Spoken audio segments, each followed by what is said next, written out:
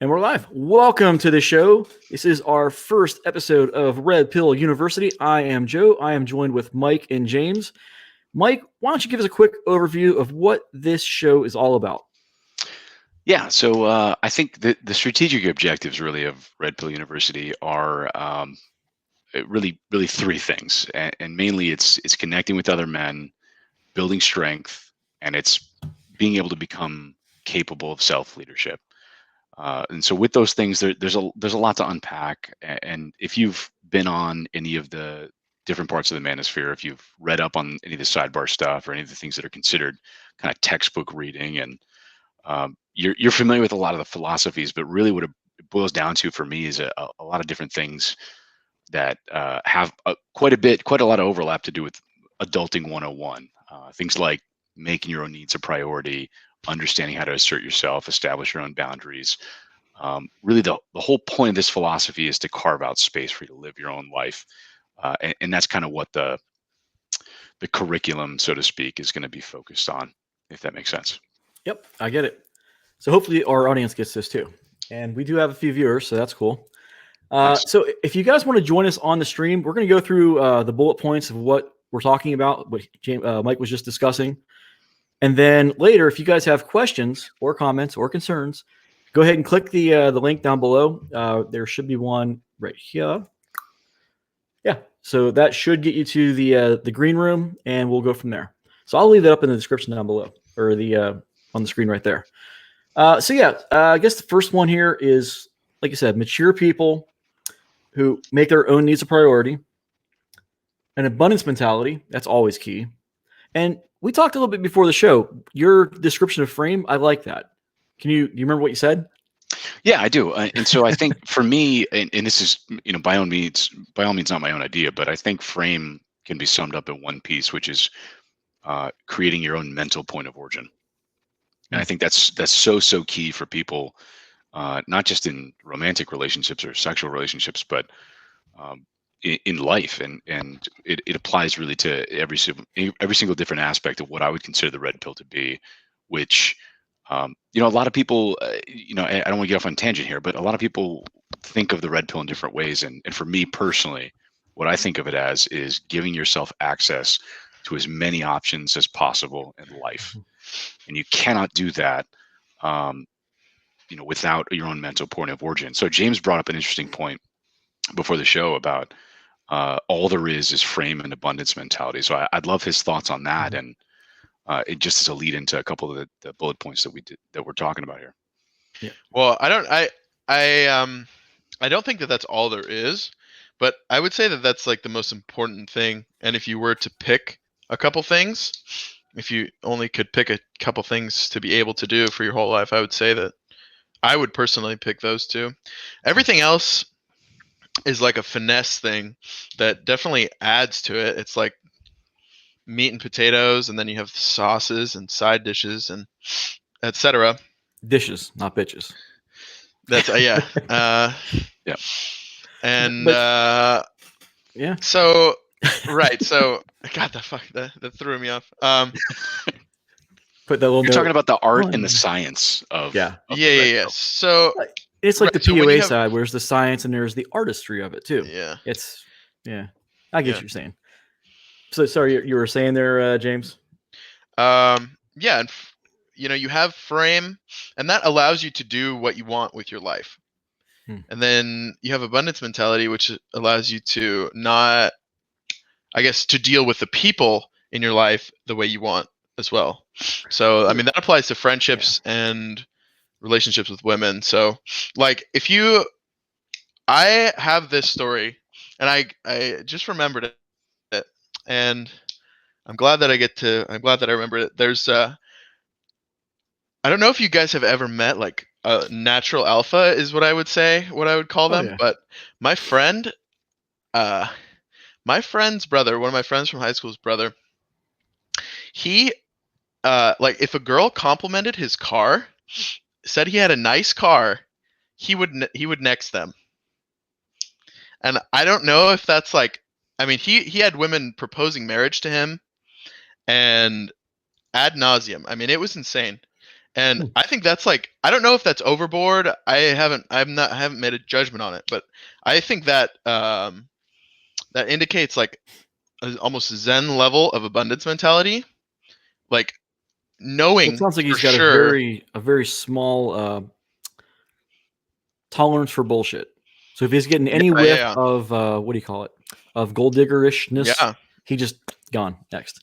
I mean, that's like crazy. I would never have thought. That's what you call a hair trigger. Yeah. Yeah, yeah, yeah. And I know a few guys who've been like that, but that's a bit outside the scope of this discussion.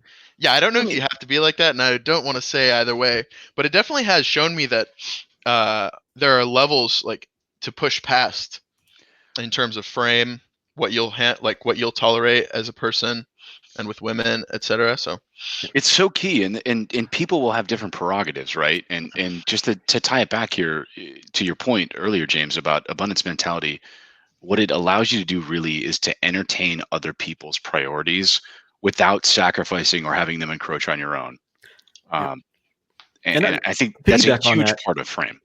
It is. We were talking about earlier before with the bullet points.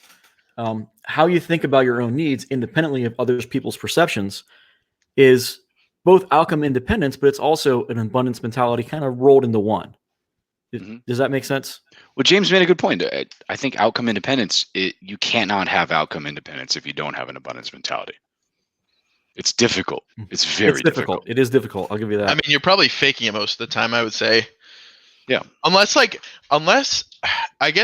you don't care, unless you actually don't care if you have another option or not.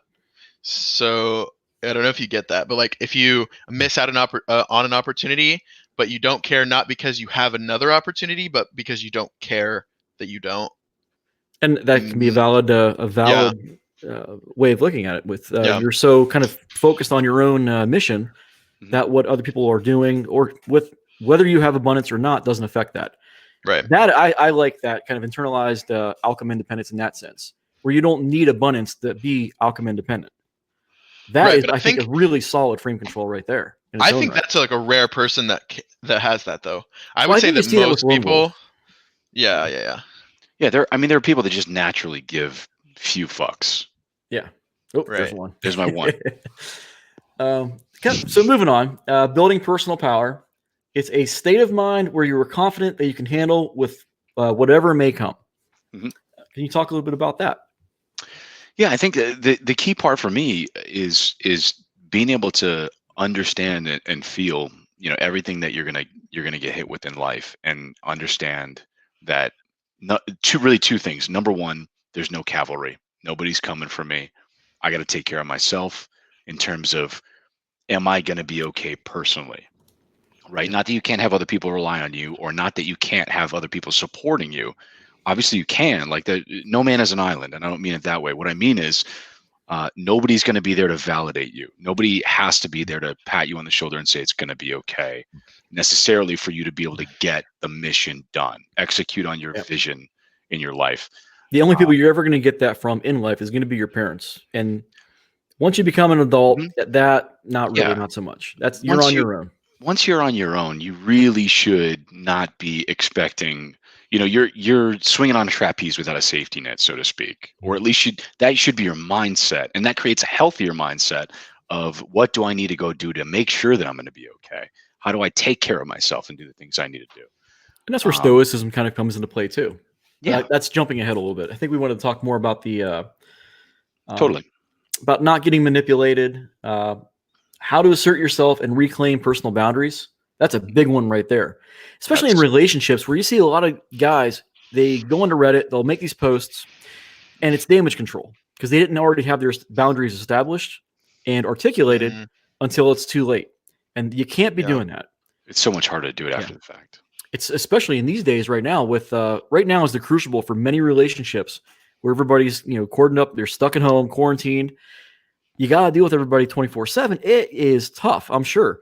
So you're going to see a lot of, you're going to see a lot of kids born back in the fall, but on the backside of that, you're also going to have a lot of failed relationships where people just get fed up.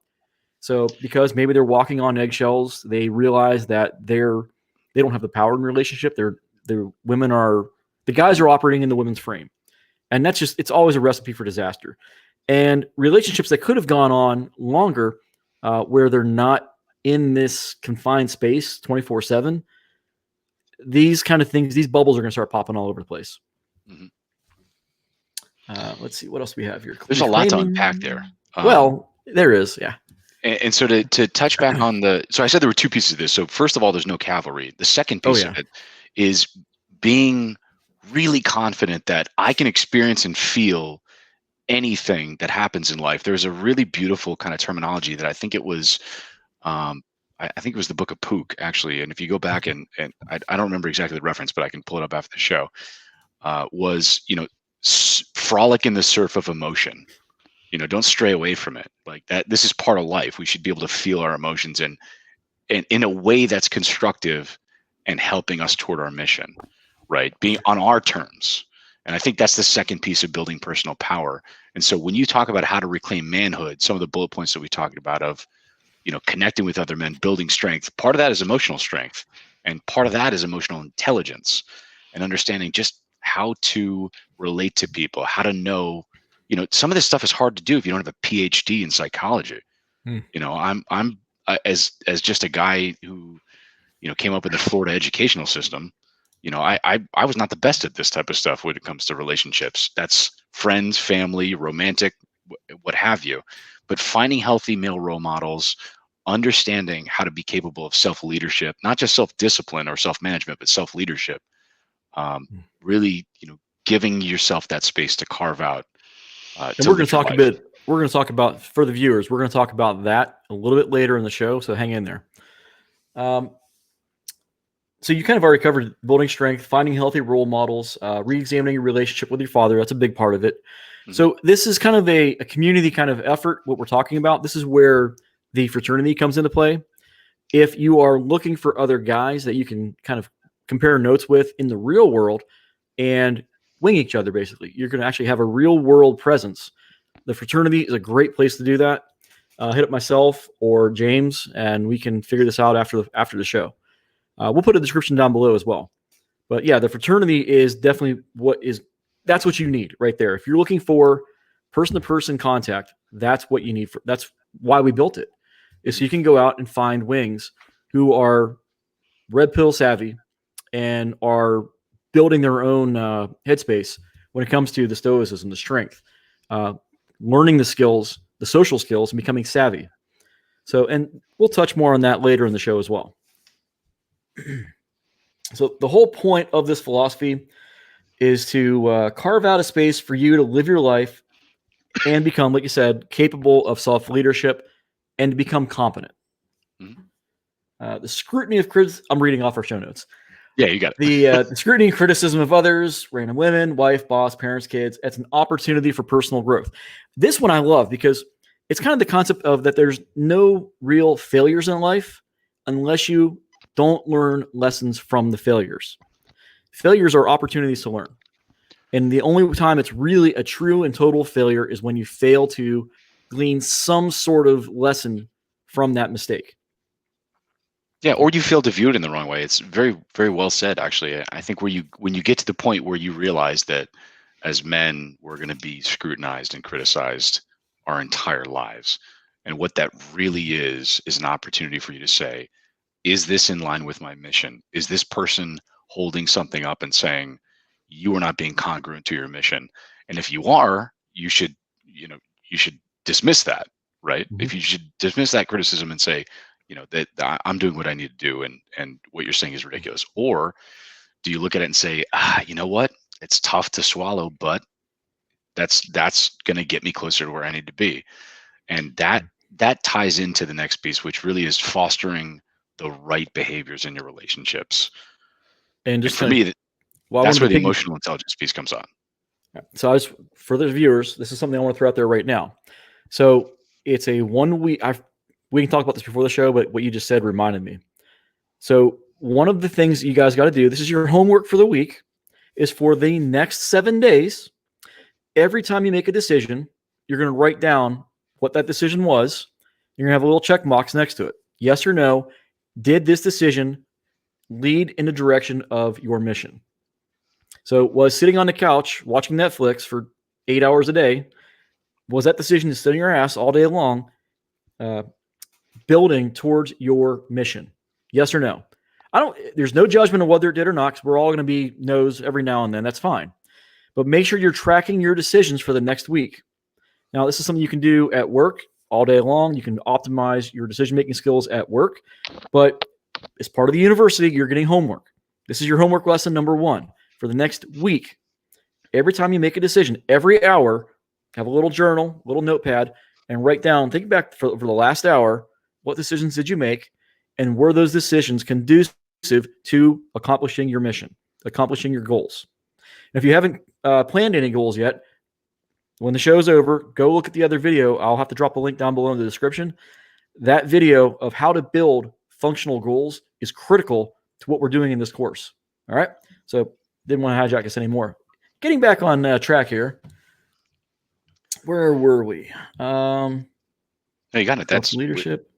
That's pretty much the last part of it, which is, there is a part to touch on here, which is, when we say foster the right behaviors in your relationships, it's including and especially in your romantic relationships. So overcoming ineffective sexual behaviors to get the sex you want, begin commanding your own sexuality. But mainly it's to develop an accurate view of the world and chart a path to success. And all that ties into finding your own mission and your vision and your purpose. That's one of the things too that happened as I got older. So got married, had the kid, had the house, had the car, had a good job. And it was like mission accomplished. Well, then what the hell is my next goal? Like I did all of the hallmarks of adulthood, but I never really thought to myself, is this right for me? And with all of these big high water marks hit, what's next? Retire and die?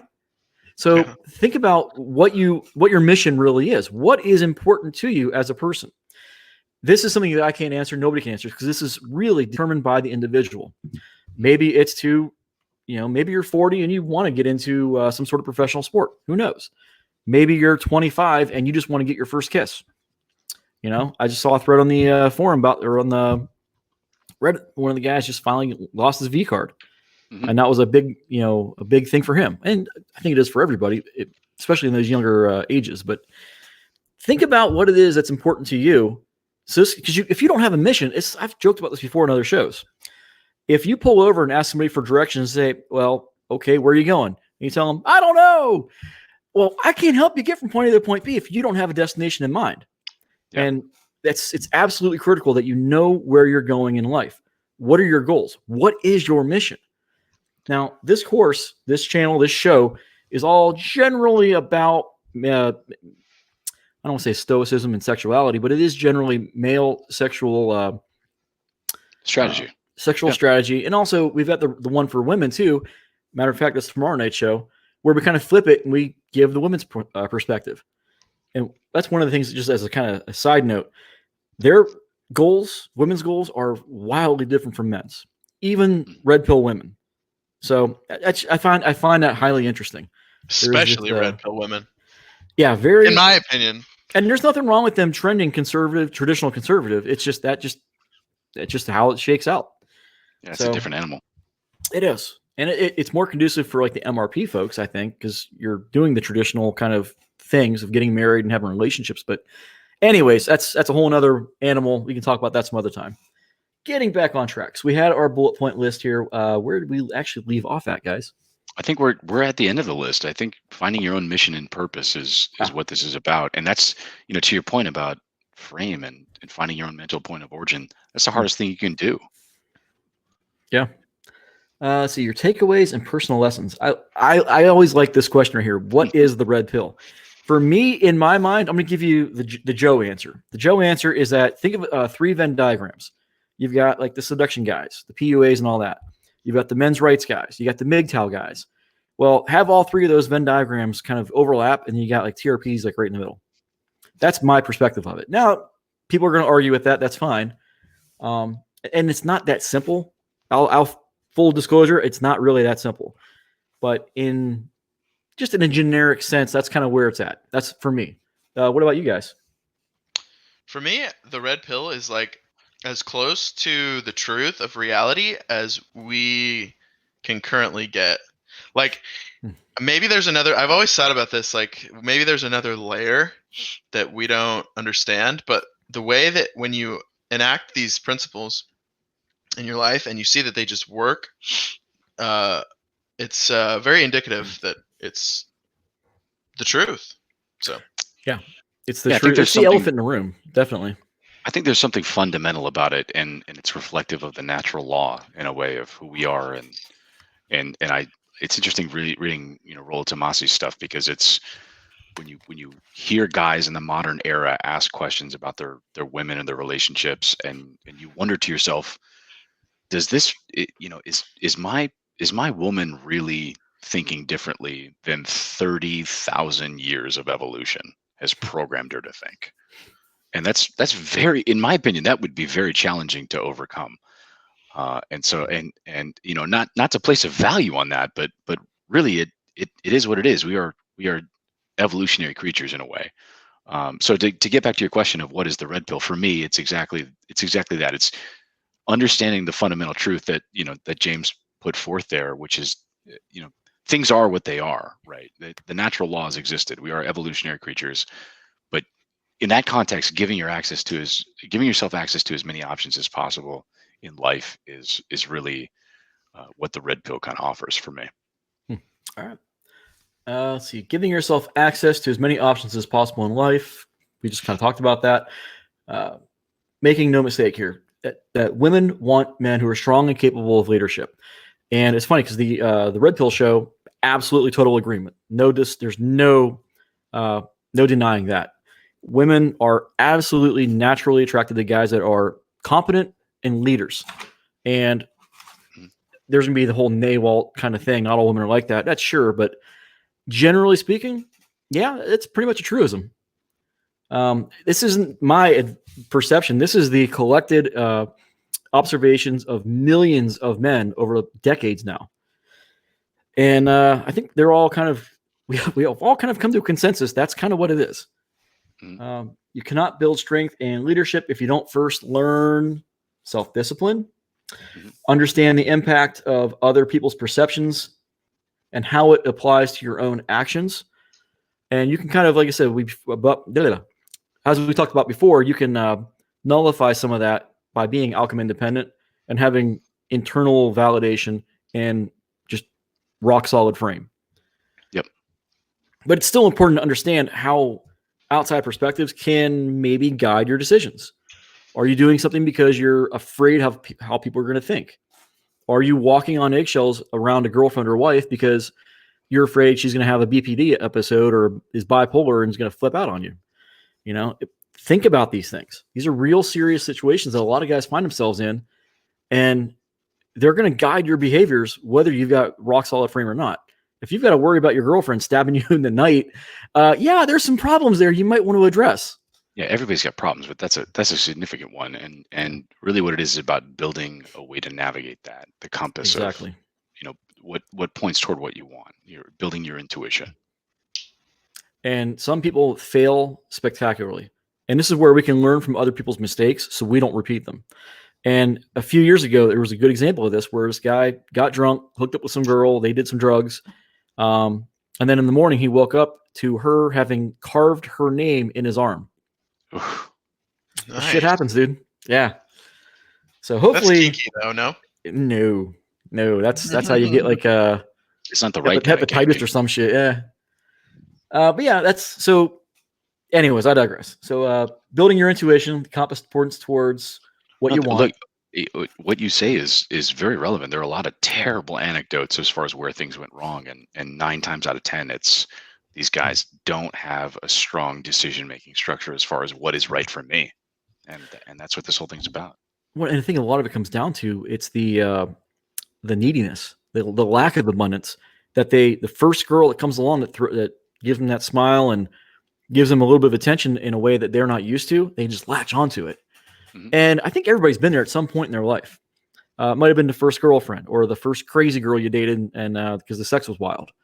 There's a lot of reasons that guys kind of fall into this trap, but you got to be mindful of, like, is this really what's right for you and for your mission?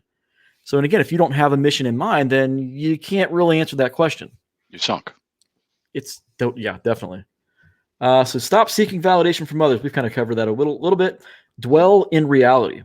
Who wants to cover this one? Because I find this to be an interesting point. Dwell in reality.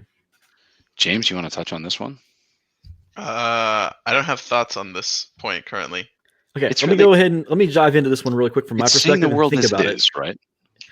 What's that? It's also being present in the moment. I think is a big part of that. And you hear this a lot in the pickup guys where they take guys out to the bars and stuff, and the guys just get wrapped up in their head and they're thinking about, well, what am I going to say? What's you going to think about this?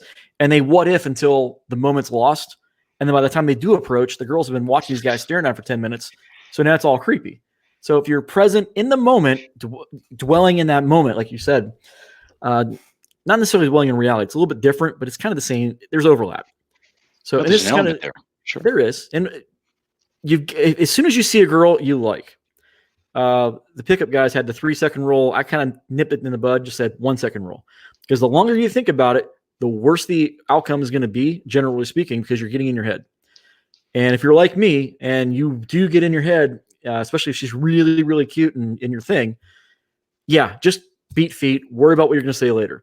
And as this course progresses, you're not going to have to worry about what to say later because you'll already have something in mind. And we'll cover that, if not tonight, then in future episodes. So anyways, so James, heading back to you. Dwell in reality. I mean, I don't really have a good frame on this because I am in reality. I do that mostly all the time. So I would just say that don't delude yourself. Try to be as honest with yourself as possible in order to make lasting improvements. I'm getting kind of fucked on this one, guys. No, you hit on it. Look, a lot of blue pill guys delude themselves in a big way, and it's not a path to success. Dwelling in reality is understanding the stream that I jumped in on where you guys were talking about, the current, not to get into political structures and all that, but the current mind state of society is, not necessarily in line with the natural law, in my opinion. It's a simple statement, but it's very profound in terms of how people act and how people make decisions. And so, James, you talked about, it's tough to be in a environment where everybody around you is still plugged into the matrix, still blue pill folks. That presents certain challenges, and so your strategy has to revolve around that. Is really what this is touching on. Does that make sense? I mean, yeah, it's almost like you're gaslighting yourself. Yeah. In that case, sometimes you just it just makes you think like, holy shit. It definitely makes you rely on your frame to stay in the game because you can't spend time questioning what you currently think, like what you currently, I guess, think to be true. It's always good to go back and analyze, and if something like profound hits you in a moment, maybe that goes right in. But I find that if you need to pick some principles to operate under, if you're spending too much time in every single situation, trying to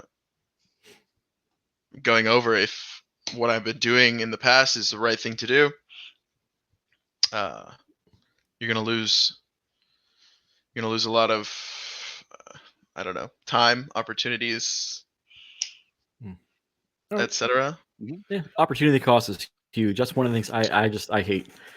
Time is money, or the better way of putting it is that I can always make more money. I can't make more time. So this becomes especially important as you get older. So I'm now in my 40s, and it's like you've got fewer years ahead than you have in the past. So I'm much more careful about who I spend my time with and how I spend it. So, and this kind of gets back to what we were talking about before. When you dwell in reality, you control fear or confront fear. And this one's really important, controlling your impulses. And this is all kind of rolled up underneath building strength and leadership and really taking on that role of the stoic, rational male. Moving on. Unless you guys have any other points to add on to that. So That's all huge. I almost rebooted the computer. That would have been bad. Ooh. All right. So advanced leadership. Process and manage your emotions. That's the emotional intelligence we talked about. Mastering your ego. And then mastering your cognitive biases. Mm-hmm. This, I think, is clutch. Cognitive. Mike, you're going to have to take that one. That's as important. Yeah, cognitive biases are your own logical fallacies, and what this often revolves around is just justifying things to yourself. It has to do with mastering your ego. Your cognitive biases are going to be understanding your own social conditioning, what you were brought up to understand. Most people understand this as like unplugging from the matrix. If you're a blue pill guy, right? Starting with, what society has told me is just, it's not the Disneyland fairy tale. That's the first step. But understanding such things as, I'll give you a good example of, hey, this, XYZ girl is not giving me the attention I want. Understanding when it's cognitive dissonance, right? Where it's sour grapes and, oh, you know what? She's not a great girl to be around anyway. When you can recognize in yourself that you're saying, you know what? I'm just saying that because she doesn't want me, and really I'm doing myself a disservice. That's huge in terms of a cognitive bias, to be able to master your own mental model, so to speak. And that's, again, mastering your ego is one of the hardest things to do. You said before the show that monks spend their whole life trying to do it, and a lot of them don't get there. So these are all ideals, but it's good things to strive for in terms of unscrewing your mental models, so to speak, to get you a better result of what you need to do for yourself. Right. And it all goes back to just not lying to yourself. Don't blow smoke up your own ass. It's bad enough when other people do it for you. And so again, just to kind of summarize, this is your self-discipline versus self-management versus self-leadership. Mhm. All right. I think we wrapped up. So everything we just discussed is just kind of like a precursor to what this show is about and what we're going to cover in the future. Moving forward, we're going to, and also, again, just to recap earlier, your homework thus far is to every hour write down the decisions you made and ask yourself, does this lead Is it towards, conducive? is it conducive to achieving my goals, my Mhm. mission? If you don't know what your mission is, then it's time to get some introspection going and find out what's important to you as an individual. Now, if you haven't been there yet, go look at the goal making video. It'll tell you the 5 steps, the 5 core elements of effective goals. And hat tip to the Air Force, because that's where I stole it from. Yeah, something we did in the on the Fat Boy program. If you failed PT test, this is how you achieve goals. They were Don't eat so much. Well, those goals at the time were geared toward fitness, but slightly retooled. They apply to anything in life, because a goal for running a 5K is the same process for achieving a goal for, I don't know, losing your virginity. If you want to kind of small chunk those progress, how do you meet a girl? Well, how do you get? Anyways, yeah, there's a lot of stuff that goes into that. I already did a video on it. Go watch it later. What else? Yeah, don't make your goal getting laid, though. Yeah, your mission should be yourself. Now, right. That's generally speaking. And we talked about this in one of the Sunday Status Report shows, and it was about status, and status is the number one aphrodisiac. And this is like, why do guys want to become rock stars? Because they want to get laid. There might be an artistic kind of expression aspect of it, but realistically, if it's the same thing with like athletes. Why? Because it pays money and there's fame. Why do people want to become famous? What's the fame about? And it all comes back to Kiss is a good example. Not the principal, but the band. Gene Simmons talked about this years ago in one of their interviews, like VH1's Behind the Music sort of thing. And he said, well, why did you guys want to become musicians? He's like, well, we're just like a bunch of dorky Jewish guys from New York. It's like, no one's going to have sex with us. But if we're in a band, and that's how Kiss got founded, was they just a couple of guys who learned how to play the guitar so they could get laid. God love them. So it's kind of, I see that scaled out at the macro level across society. But I want to touch on that. It's one of the iron rules of Tomasi, and that's never make a woman your mission. Yep. And that's so many things that we do that we make our mission is for that end goal of getting laid. It's that evolutionary psychology and biology kind of crashing together. And I've talked about this before as well, where if the number one thing, if women decided the number one thing that gets guys laid is being able to walk in their hands, overnight society would change. We would have hand walking competitions. That would be the new thing the kids did on the playgrounds. Everything about society would be focused on who can hand walk better. TikTok video every 3 seconds on it. Yep. And that's kind of how things get shaped in society throughout evolution. So I think what we're talking about is breaking away from the natural order in a sense. Because when you do this, you become the leader, the master of your own mission, your own life. There's a lot of elements to that we got to unpack. That's a big one right there. Yeah. So yeah, you were going to say, I think I cut you off. Sorry. Put you on here. No. Go ahead. No, I was just agreeing with you. The only point I was making was on the iron rule of Tomasi, which is that's right.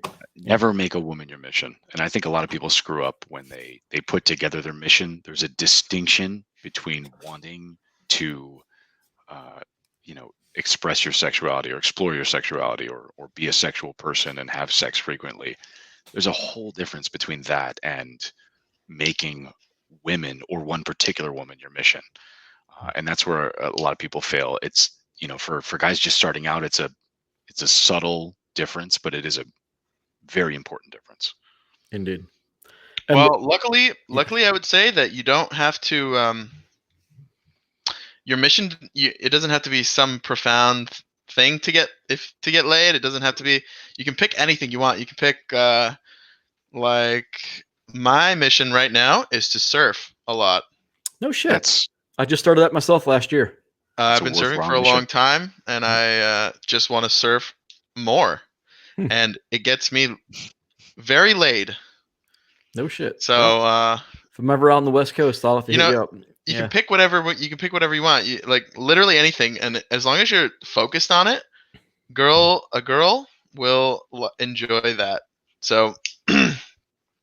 Well, yeah, there's a passionate. If you're passionate about something and you're competent about it, those two combined right there alone will set you apart from a lot of men, especially those who are just kind of like on.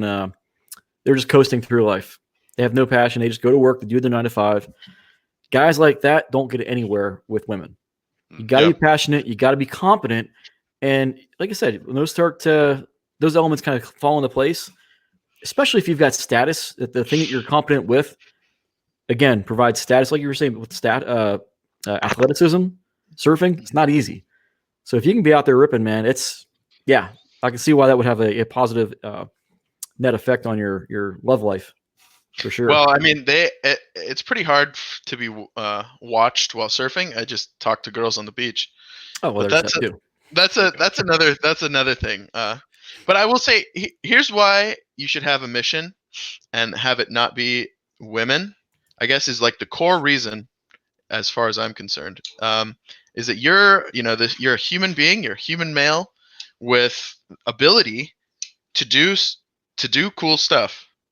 So why, that's like the purpose of life. Like write poetry, do yoga, I don't know, do a garden, do whatever the fuck you want. But, you have this ability to do amazing things as a human being. So, yeah. So Ripney actually in the comments, he made a thing here. I don't know what he was getting at. Try 57. Is that an age? I lost you there, Ribney. Hopefully you're still with us. Yeah, I don't know what that meant by it. So anyways. Maybe he meant 48 laws of power. Maybe that's what he was referring to. I don't know. Well, we're going to move right along. So like I said, this was all just kind of like a precursor to what the channel's about. And then kind of give you guys a background of like what our perspective is on where we're approaching this subject matter. So moving forward, we're going to go right into tonight's the class notes. Go ahead and bring these up. So introduction. I hate reading. My God, it's like reading death by PowerPoint. So the goal, as you can read right there, take a moment. The key thing, though, it's like we were talking about before with making it your mission or not making getting laid your mission. So the class is not on how to get laid per se, even though, you see what it is. I'm giving you guys the skills and the drills you can do and the framework. These are the training wheels, is what they are. They're training wheels for going out, approaching, building confidence, because competence builds confidence. You can fake it till you make it. Hell yeah. But the problem with faking it till you make it, and I see this all the time, guys who do this whole PUA thing, they're not going through the whole life improvement process. They fake it, they make it, they get a girlfriend, and then 6 months later, the girls see through the bullshit. The guys they fall in their old habits, and they're back to square one. And even worse, whatever progress they were building towards originally is now gone because they stopped going out all the time. They weren't doing the drills. The training wheels kind of fell off. So you got to maintain this long term. What's that? You hit on something that's so important, which is that, exposing yourself to as many of these situations as possible, right? Like one way to gain abundance is to have an abundance of opportunity, and you can't have an abundance of opportunity if you don't expose yourself to as many options as possible and as many experiences as possible. So the guys that go out and actually apply this stuff are going to become more confident as a result, because they're going to know what works. They're going to know what doesn't work. They're going to have the data, so to speak, right? Or the feedback, whatever you want to call it. But just that interaction that says, you know what, this is, if I want to interact with other people and have it go well, this is what I need to do. Well, yeah, it's the collection of data points we talked about before, where competence builds confidence. Well, in order to be competent in something, you need to do it about 1,000 times. To master it, it takes about 10,000 times of repetition. And then also, if you think of it from a statistical analysis perspective, like, you need data, and data doesn't start becoming reliable until you have at least 30 under your belt. The more data points you've got, the more data points you have, the more reliable the analysis is going to be of that collected data. Just a general way of it how it works. But moving on. Am I wrong? We figured out Ribney's question, which is his age, right? Yeah, yeah. Well, thank you for answering that. Tried at 57. Yeah. So for the simplicity, now, unfortunately, because everything's on lockdown, this is really tough to do. But the simpler, this is funny. I actually just wrote this up for my master's. The keep it simple, stupid principle. It was originated by the Navy somewhere in around the late 50s, early 60s, but it was popularized by Kelly Johnson of the Lockheed Skunk Works fame. He's the guy behind the U-2 and the SR-71 stealth fighter. And then they've gone on to build other aircraft since then. A lot of stealth, a lot of high-end, cutting-edge stuff came out of that company. But the keep it simple, stupid principle is just generally, it means the more complicated you make a system, the harder it's going to be to build. The more complicated, the more prone it is to break down, and the more expertise it will be required to maintain it over the long term. So by keeping things simple, it's easier to put together, it's easier to implement, and it's easier to maintain long term. So to that end, when you see a girl, like I said before, that 1 second rule is kind of an extension of the KISS model. So you see a girl you like, go approach her. 1 second, boom, beat feet. Approach and stay. You don't stay until they walk away or they tell you to get lost, creep. If they're still with you, you're still in the game. Generally speaking, that's just the best way to go about it. And like I said, hit the gym. The old-fashioned lifts are the best. There's a really good book called The New Rules of Lifting by Lou Scholler and Alan Cosgrove. I should drop a link in the description. It's really good. He's got different workouts in there for if you're fat and you want to slim down, great. There's workouts for that. If you're skinny and you want to put on muscle, great. There's workouts for that. If you just want to maintain, great. There's workouts for that. If you want to get strong, great. There's workouts for that. Another good one for just getting strong is Starting Strength by Mark Ripito and the 5-3-1 Wendler method. Both, I've done both. They're awesome. But I digress. So eating the right food, minimizing fast food, which is kind of good because everybody's staying home. So hopefully you're cooking more often. Paleo is simple. Paleo, I like keto. Paleo, the South Beach diet, a couple of other ones, Atkins, they're all basically just different versions of the ketogenic diet. And I lost a ton of weight last year doing that, kind of that with intermittent fasting. So I would add 50% vegetables.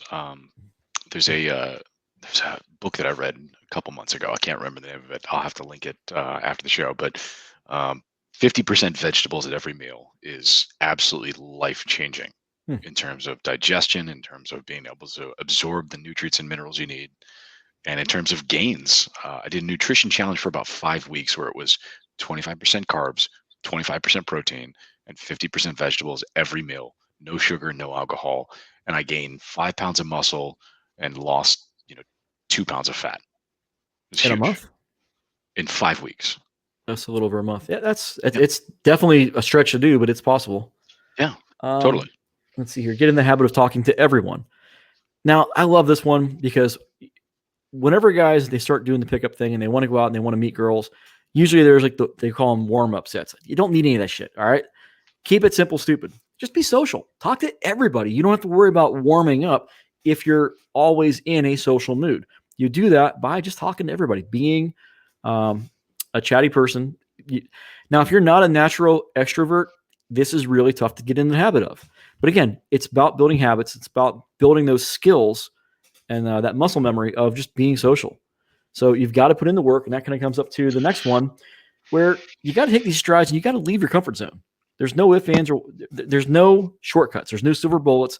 There's no ifs, ands, or buts about it. You just got to take that big step out of your comfort zone and talk to people. That's all there is to it. Now, when I say take that big step and you're still kind of like, I don't know. No, you take a big step. You feel where you're at. Take another big step. Feel where you're at. Take another big step. Feel where you're at. Congratulations. You're still about 2 more baby steps away from where the line is. So, because people are way more in their heads than I think a lot of folks actually realize.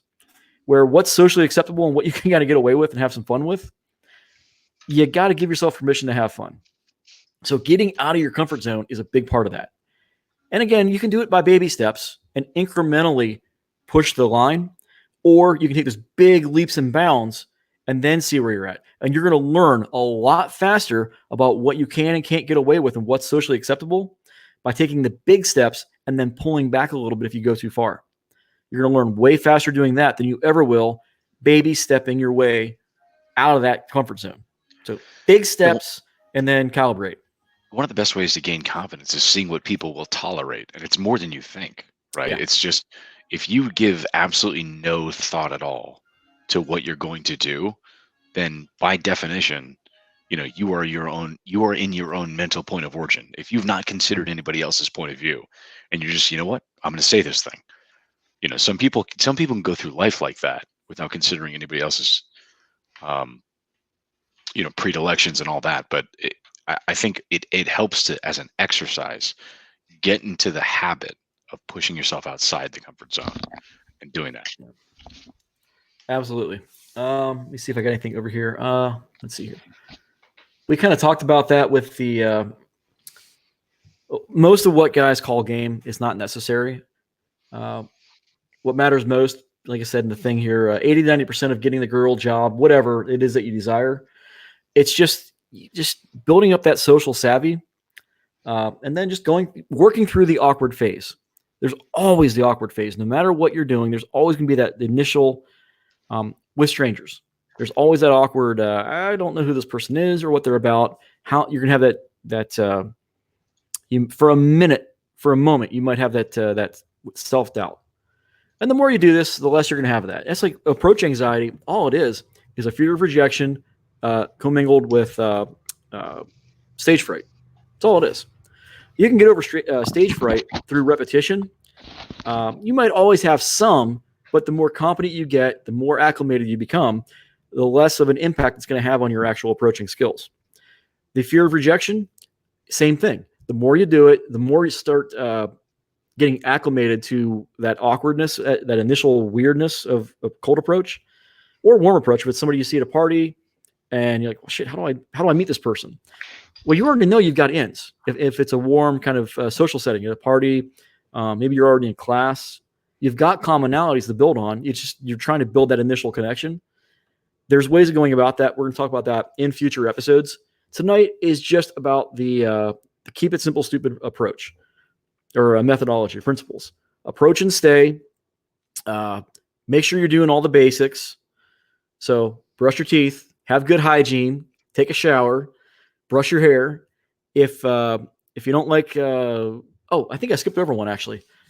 This kind of is important. Dress for success. Yeah. Yeah. Where's it at? oops, where is it at here? Keep it simple, stupid. Dress your best, clothes that fit properly. And oh my God, dude, this is so important. Where you see these guys with big billowy jeans that go down to their, like, there's all that fabric at the bottom by their ankles. Get your stuff fitted. It takes a little bit of money. Go to an alteration shop, get your jeans hemmed, get your shirts taken in, have your stuff fit. And we're going to show you later what this looks like and how much of a world of a difference it makes. We call it a trim beard. Don't be unkempt is what it comes down to. Make sure you're doing the basics. This should not be rocket science, but unfortunately, there's a lot of guys that used to come to these classes who for whatever reason didn't quite have personal hygiene on lockdown. So yeah, if you're below average, we're going to get you up to average. If you are at average, we're going to get you up to about a 7 or 8. And if you're a 7 or 8, then you really don't need much of this. You're probably through life experience already confident because you're already good looking or have whatever it is that je ne sais quoi. So moving on. Anybody else? James, you still with us? Uh-oh. Oh, yeah. Mm-hmm. Oh, he's there. All right, moving on. So we had most men. Yep. So most men these days seem to be overly sensitive, feminized, afraid of offending others. Yeah. Well, don't worry about that. So if you've got the trigger anxiety because you're just in your head, that 1 second rule goes a long ways to fixing that. So you got to let go of the ego. You got to let go of the fears. What we talked about earlier with the preamble of the show. You guys got to give yourself permissions and just let go of all of the bullshit in your heads. So right there, approach and stay. In addition, do you lift? Again, we're kind of just rehashing kind of the bullet point list. Talk to everybody. This pro tip is clutch. So once the bars are open and you're going out there and you're doing cold approach again or warm approach, whatever, what have you, keep your wits about you. A nice 2-drink limit is what I would recommend. 1, you're going to save a bunch of money. 2, you don't want to be getting sloshed because it's just going to be terrible in a public setting. You're opening yourself up. There's risk involved. You don't want to be that guy that I just posted a link to who got the thing carved in his arm. So 2-drink limit. Yeah. Just remember, you're in training mode when you're doing this. These are the training wheels. So if you're going to go through this structure and do this kind of material, make sure you've got your wits about you. And then lastly, the fastest way to make progress, as I said, is to take those big steps out of your comfort zone. We'll hold off on the metagame for next week. So this is really all I had to cover tonight. How about you guys? Any other things that you want to piggyback onto this? No, I think that's it. I think what it comes down to is the practical application of everything, to one's life, and it's what you get out of it is what you put into it. Mm-hmm. Absolutely, and this is why I actually started charging for the classes I do in person. You get the money back at the end if you show up, and I had to do that because a lot of folks would show up and they would just waste my time. So, or they would take a spot in the class and then they didn't take it seriously. They didn't really apply themselves. And then unfortunately, it would bump other people, who probably would have applied it. So if you're watching this, if you're taking notes, please put this into practice.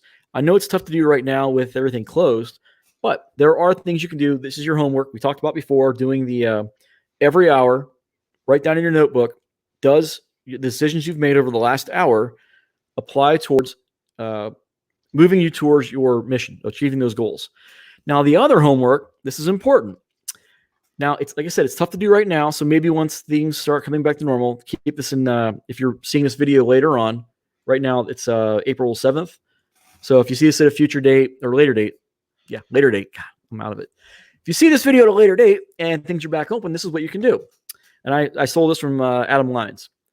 So 30 minutes a day, every day, go out and approach people. Be sociable. Now, the 30 minutes doesn't count if you're talking to family, friends, or hired guns. All right. If she's a clerk working at the store, doesn't count. So go out there. 30 minutes a day of FaceTime is all it takes. All right. Because you got to get that time. You got to put the hours in and build up that confidence by developing the competence. Again, training wheels. So you're doing this structure for a reason. But having this knowledge in your head doesn't do you any good if you're not going to apply it. And that 30 minutes a day is how that occurs. All right. So that's your homework once things kind of get back to normal. In the meantime, get back on a normal schedule. I posted down below a really good home workout you can do through Athlean X. He's got different fitness levels of what you can do. So click the link, start your working out, monitor your food intake, make sure you know how many calories you actually need to eat. If you haven't, go online, find out what the metabolic rate calculators are for your height and weight, and figure out what your goals are. And again, if you haven't seen that yet, I'll drop the link in the description later of how to formulate proper goals. Do you guys have any final thoughts for us? Nope, that's all. No, I think that's it. I hope everybody, kind of invests themselves in the curriculum, and really what we're going to be going off of is kind of the established wisdom of the sidebar stuff, for the foundational basics of it. Yeah, we'll be covering frame. Frame is everything. So if you saw the video that was going to happen, that's on pause. I think we're just going to cover it in this class because it's a huge part of what we're going to be talking about. Mm-hmm. So Alvin, thank you for joining us. Ribney, who else? The 3-point shot, Dimitri, and then all of the thank you for the Patreon donors. Those all help out tremendously. Everybody, thank you for supporting the channel. And I think with that, we are going to call it, and we will see you guys next week. So again, same bat time, same bat channel. 11 p.m. on Tuesdays. All right. All right. Thanks again. Thanks, guys. Thank you.